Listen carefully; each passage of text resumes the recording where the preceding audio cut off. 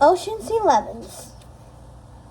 Just look at the world around you. Right here on the ocean floor. Such wonderful things surround you. What more is you looking for? Sebastian, the Little Mermaid. Chapter 15, The Sorcerer's Snare. Uma paced the top deck of the Lost Revenge confidently. With Harry and Gil at her side, she assembled a solid squad, a bona fide pirate ship with a bona fide crew. No matter what, Gil was so dim he often forgot to call her by that horrid nickname. Harry and his wharf rats were ready to cut up anyone who stood in their way. She surveyed the work the pirates were doing to bring the ship up to task. They were busy provisioning the ship, bringing on food and water from Ursula's as she'd ordered, as well as a whole host of supplies. All sorts of things could go wrong at sea, and you couldn't exactly head home if you had a problem, so they needed extra lengths of rope and sail, boards that could be used to fix the hull, and all the tools and hardware to make those repairs. Plus, Harry insisted that every inch of the ship had to be checked. Every length of rope was inspected for rents or frayed edges. Rats loved to chew on ropes, and they tended to choose the most undesirable places to snack on them. If the pirates didn't check every inch of the ropes, their mainsail might just sail free the moment the wind caught in, or their anchor line might snap in two just as it took hold. The crew went over every length of sail, and they checked all the winches and pulleys as well, making certain that each was sound, replacing a few, fixing others. They checked the mast for cracks and the rudder for soundness, and made certain it worked in proper coordination with the captain's wheel. Things seemed to be coming together, but there was one particular problem that caught Uma's attention. Apparently, the Lost Revenge had as many holes as the ship had boards.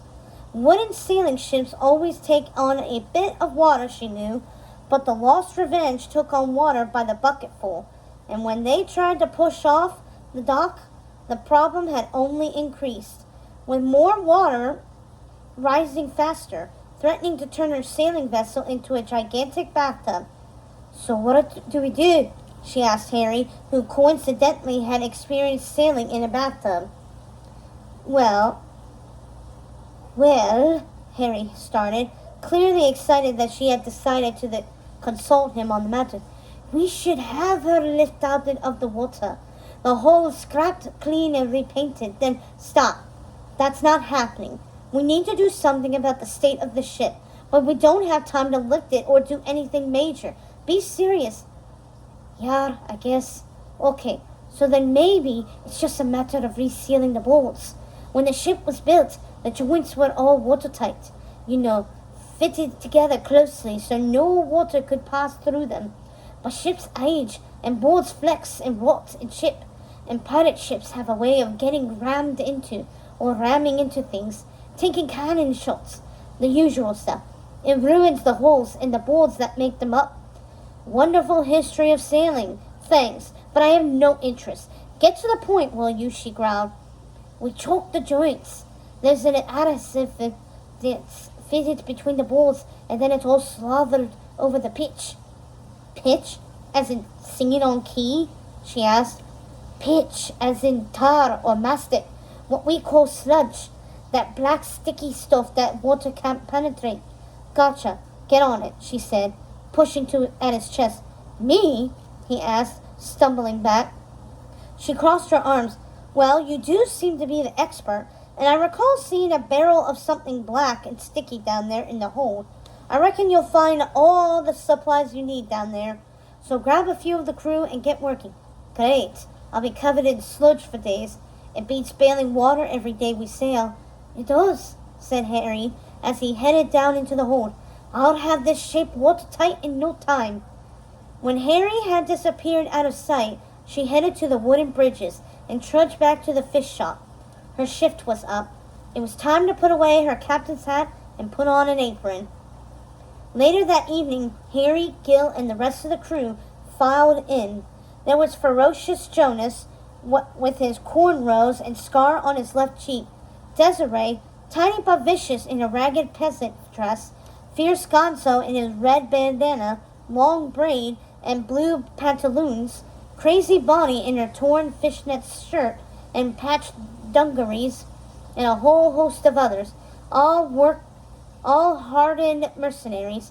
They took one of the long tables in front of the kitchen window. Recap. What do we know about Yen Sid? Asked Uma, drumming her fingers on the table. Harry dumped a pile of documents on the table, pulled out a notebook, and paged through it with his hook. Professor at Dragon Hall, but not a villain. Volunteered to live on the Isle of the Lost to quote, help the new generation of villain offspring. At this, Harry snickered. What a loser. What else? Said Uma impatiently. Let's see, said Harry, having trouble turning the pages with his hook. Uma sometimes wished he would give up with the whole hook obsession and just use his hands, but she knew it would never happen. Here we go, said Harry. Keep it to yourself. Keeps to himself. Amateur lepidopterius. Lepidop what? Said Gil. Studies butterflies, explained Harry. You know, those bugs with the pretty wings. I know what a butterfly is, growled Gil. Really? Well, you learn something new every day, said Harry with a smirk. He continued to read the list. What else? Let's see. He has never set foot in the fish and chip shop, but is a regular at the slop shop when he takes his tea. Tea? Uma made a face. Yeah, it annoys the goblins to no end, because they're a coffee shop, and apparently he always sits on a chai, which, of course, they don't have, said Harry. He kept reading. No known acquaintances, no associates, no enigma, shall we say. Hold on, what's this? Said Uma, picking a paper off the top of the pile. It was marked with a golden beast head stamp and signed by Fairy Godmother. Harry peered over her shoulder. Oh, those are transfer documents. For when he moved here to the Isle of the Lost from Orodon, I had one of my boys pull the foil. Uma pointed to an additional name on the paper. Look. Harry read the file and caught Uma's eye. They grinned at each other, matching evil smiles. This is it. This is how we get in. What? Asked Gil, still oblivious and his stomach growling loudly. Uma studied the document again. This was all coming together beautifully. She could see the outline of a plan already. Truth be told, she was a little afraid of the esteemed professor. There was a hidden strength and a fortitude to the old guy that chilled her, and the scope of his magical power was legendary. For once she was glad there was a magical barrier to protect them from such wizardry. There was no way they would ever get her mother's necklace back from the sorcerer himself. Uma knew that for a fact. Yen Sid would never let that happen. But here on the paper was another way. Professor Yen Sid didn't move here alone, said Uma slowly. He brought in his apprentice, added Harry gleefully. Uma held up the file. The sorcerer's intern. We just need to find out who he is and where.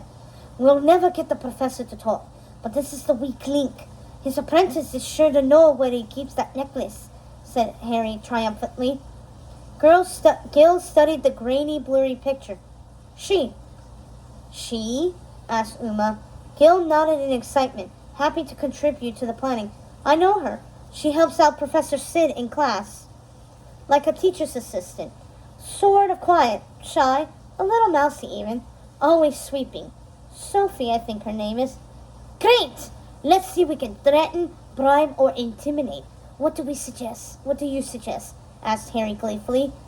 First things first, said Uma, thinking quickly. Gil, invite her to the fish and chip shop tonight. Tell her we stumbled on a bit of magic and want to discuss it with her before alerting her boss.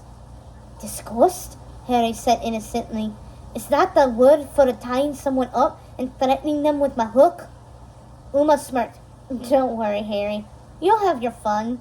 By the time they were done with her, this sorcerer's intern would wish she never set foot on the Isle of the Lost.